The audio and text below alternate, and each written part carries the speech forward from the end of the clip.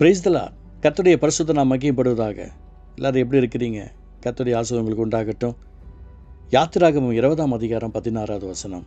Exodus chapter 20 verse 16. பிறனுக்கு விரோதமாக பொய் சாட்சி சொல்லாதிருப்பாயாக. பிறனுக்கு விரோதமாக பொய் சாட்சி சொல்லாதிருப்பாயாக. ஒரு ஜீவனுள்ள வார்த்தை இல்லையா? நம்முடைய வாழ்க்கையில் நிறைய பொய் சொல்லியிருக்கிறோம். பொய், நிறைய விஷயங்களை பொய் சொல்லுகிறவர்கள் யார் என்று ஆண்டவர் சொல்லியிருக்கிறார். அவர் சத்தியம் உள்ளவர், சத்தியத்திற்காக நாம் நிற்க வேண்டும் என்று சொல்லி பொய்யின் பின்னாடி ஓடிக்கொண்ட நம்மளை மெய்யான தெய்வத்திற்கு நேராக நாம் அழைத்து கொண்டு வந்திருக்கிறார். இந்த தினத்தில் நிறைய பேர் ஆண்டவருடைய நாமத்தை மகிமைப்படுத்தக்கதாக நிறைய இடத்துல பொய் சாட்சி சொல்லிட்டு இருக்கிறவங்க நிறைய பேர் இருக்காங்க. இவங்களே ஒரு இமேஜினேஷன் பண்ணி இப்படி பண்ணிட்டாங்க, உங்களுக்கு விதமாக இப்படி பேசிட்டாங்க, அப்படி பேசிட்டாங்க என்று சொல்லக்கூடிய நபர்கள் ஏராளமாக இருக்கிறாங்க. யாருக்கு விரோதமாகவும் பொய் சாட்சி வேண்டாம். கர்த்தருக்கு இது பிடிக்காது. ஆண்டவருக்கு பிடிக்காத ஒரு விஷயம் பொய் சாட்சி. இன்றைக்கி நல்ல விஷயத்துக்கும் வேண்டாம், கெட்ட விஷயத்துக்கும் வேண்டாம், பொய்யே வேண்டாம். முடிந்தவர்களுக்கு பிறனோட உண்மையை பேச கடவும் என்று வேதம் சொல்லுகிறது.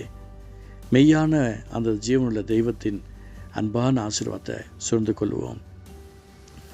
அதான் சொல்கிறார், பிறனுக்கு விரோதமாக பொய் சாட்சி சொல்லாதிருப்பாயாக. எத்தனை காலங்கள் நம்ம சொல்லியிருப்போம்ல, யாருக்கு விரோதமாக பொய் சொல்லியிருக்கிறோம். இயேசுவை அறிந்து கொள்வதற்கு முன்பதாக உலகத்தோடு ஒத்த வேஷம் தரிச்சிட்டு இருந்தோம். நிமிஷந்தோறும் பொய்க்காகவே வாழ்ந்துட்டு இருந்தோம். எத்தனையான ஓட்டம் அது! எவ்வளோ மோசமான வாழ்க்கை அது! பொய் மிகப்பெரிய ஒரு கேவலமான ஒரு காரியம். இந்த தினத்தில் சில இடங்களில் நடக்கும். நான் ப்ரேயர் பண்ணிகிட்டு இருக்கும்போது கூட்டம் அதிகமானது, ஒருவர் மீது ஒரு மிதிக்கத்தக்கதான் கூட்டம் இருந்தது என்று சொல்லக்கூடியவர்கள் இருக்க தான் செய்கிறாங்க. நமக்கு அப்படியேப்பட்ட ஒரு பொய்யான வசனிப்பு தேவையில்லை. ஆண்டவர் நமக்கு எத்தனை பேர் கொடுத்துருக்கிறார்? 4 பேரா, 5 பேரா, 10 பேரா, 20 பேரா, 30 பேரா, 50 பேரா, எவ்வளவோ அதை மட்டும் சொல்லிட்டு போவோம். நம்ம எக்ஸ்ட்ரா சொல்லி நமக்கு என்ன வரப்போகுது? நான் அப்படி இருந்தேன் இப்படி இருந்தேன் சொல்லி நமக்கு என்ன வரப்போகுது? வேதம் சொல்லுகிறது, இந்நாட்களை பார்க்கலும் முன்னாட்கள் நல்லது என்று சொல்லாதே. ஏங்க நம்ம மற்றவங்கள்ட்ட நம்ம அப்படி இருந்தோம் இப்படி சொல்லிக்கிட்டு பிறனுக்கு விரோதமாய் பொய் சாட்சியை சொல்ல வேண்டாம். ஒருவனை அழிக்கணும், ஒருத்தியை அழிக்கணும்னு நினைக்கிறவங்க பொய்யை பேசிக்கிட்டே இருப்பாங்க, பொய்யான ஒரு எண்ணங்களை சொல்லிக்கிட்டே இருப்பாங்க. நம்ம அப்படி இருக்க வேண்டாம். ஆண்டவருக்காக நம்மளை மாற்றிக்கொள்வோம். ஆண்டவர் அருமையான அந்த மோசேட்ட ஃபாஸ்டிங் இருந்தபோது அந்த மோசே மூலமாக நமக்கு கொடுத்த அந்த கற்பனைகள் தான். பிறனுக்கு விரோதமாக பொய் சாட்சி சொல்லாதிருப்பாயாக. இந்த பெண் பார்க்குற விஷயத்தில், மாப்பிள்ளை பார்க்குற விஷயத்தில் நிறைய இடத்துல நடக்கும். பொண்ணு ரொம்ப சாஃப்ட்டுங்க, பையன் ரொம்ப அமைதியானவங்க, வேலைக்கெல்லாம் போவான், சொன்ன பிச்சு கேட்பான். எதெல்லாம் அவங்கள்ட்ட இருக்காதோ அதெல்லாம் நம்ம சொல்லிக்கிட்டு இருப்போம். பையன் ரொம்ப எல்லாருக்கும் கீழ்ப்படிவான், பொண்ணு நம்ம சொல்லாமலே எல்லா வேலையும் செய்யும், எல்லாத்துலேயும் ரொம்ப பாசமாக நடந்துக்கும், சும்மா அடித்து விடுவோம்ல, பயங்கரமாக பேசுவோம்ல. ஆனால் கல்யாணம் பண்ணதுக்கு அப்புறம் தான் தெரியும் யார் முன்னாடி நின்னாங்களோ. அப்பா அந்த பொண்ணை நினச்சி என்ன சொல்கிறது, இந்த பையனை நினச்சி என்ன சொல்கிறது? வேண்டாம், மிதமிஞ்சி பேச வேண்டாம்.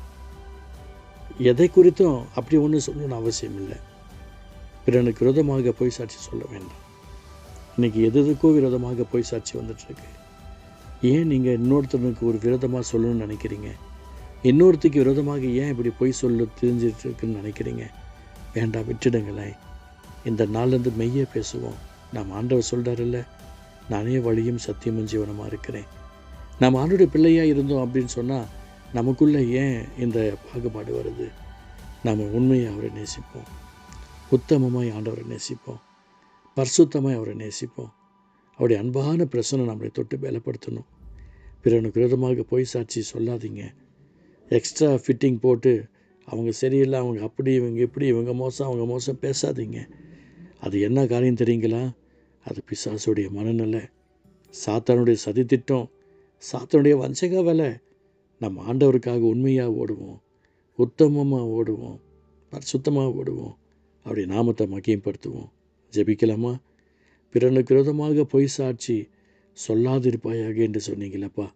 இந்த ஜீவ வார்த்தையின் பிரகாரமாய் நாங்கள் மிகுந்த கவனமாய் இருக்க கிருபை செய்யும். ஆமாண்டவரே, உம்முடைய நாமத்திற்காக நாங்கள் உண்மையும் உத்தமமாய் ஓட அருள் புரியும். எங்களுக்கு விரோதமாக எத்தனையோ பேர் பொய் சாட்சி சொன்ன போதிலும் அவர்கள் நாங்கள் ஏற்றுக்கொண்டு தான் இருக்கிறோம்.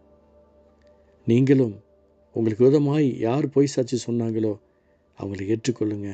ஆண்டவர் நாமத்திற்காக ஒப்புக் கொடுங்க. கர்த்தர் உங்களை ஆசீர்வதிப்பார். ஆமீன். God bless you.